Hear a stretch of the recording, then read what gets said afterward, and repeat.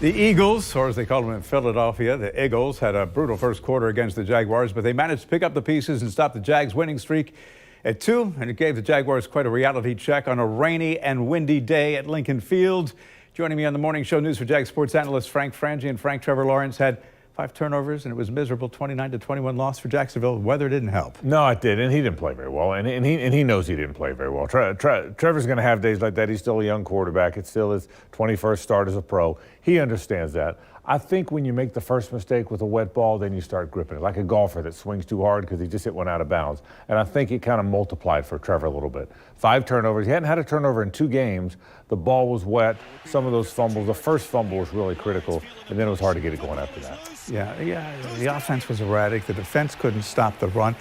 This was the place, Doug wanted to win because this was the place where he won the Super Bowl in 2017. Yeah, you know what? He got a great ovation, too. That was one of the coolest things I've ever seen. The Jaguars come out and everybody booed him because that's what the opposing fans do. And then they said, welcome back, quarterback or head coach Doug Peterson, and he got a great ovation. It was really cool stuff. Look, they were ready to play. They got off to a great start. They're ready to play in the game. The big turnover is the one we just saw, that fumble on 4th down where he just dropped the ball. It kind of snowballed after that. It was a great start for the Jags. They just couldn't get it going after that.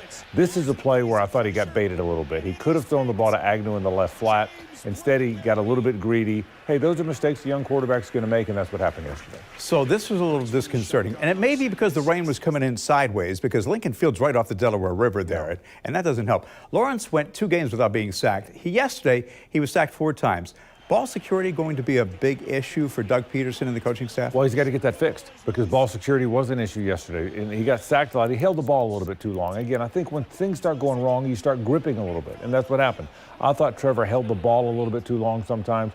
He couldn't grip it. I mean, they were dropping balls left and right between dropped passes, Trevor not holding on to the ball. Everything kind of went wrong. But think about this. Despite all of that, Bruce, they're in the ball game. They're down 8 late in the game with one last chance to tie the game. So I think they've become a kind of team. Look, in the past, that team gets beat by 40 points when things go badly. Not this time. They hung in the game. They battled. They're down 8 points late in the game, and then they turn it over one time too many. It's a long season. They're 2-2. They're right in kind of the middle of the pack here, which isn't a bad place to be 4 games in. Yeah, you're right. It's not time to give up. Also have to look at time of possession. Eagles dominated there. You just alluded to the fact the receivers dropped 6 passes.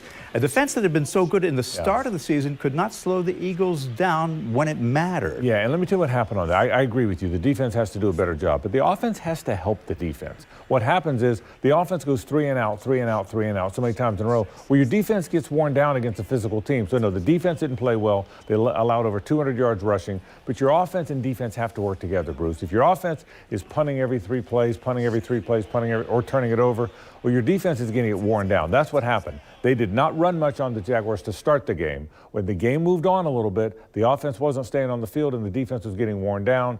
Philly could start feeling it a little bit. It was wet. People were worn down. The Philly team gained a little strength from that. I think that's what happened. Yes, the defense let them down a little bit by allowing 200 yards rushing, but the offense has to help. You got to stay on the field some to help your defense. Back to the bank Sunday. Texans are winless. Yesterday, an implosion. You ask, where do you start? Picking up the pieces. Home field advantage. You know, the Texans are not a great team. This could be a place where they, get some advantage. Yeah, you play better. They'll play better this week. Listen, they've played 4 games. 3 of the 4 games have been on the road. Not many teams have to do that, 3 of the 4. 4 of the next 5 games will not be in an opponent's stadium. 3 of them are here, 1's in London. So they only have 1 game in an opponent's stadium in the next 5 games.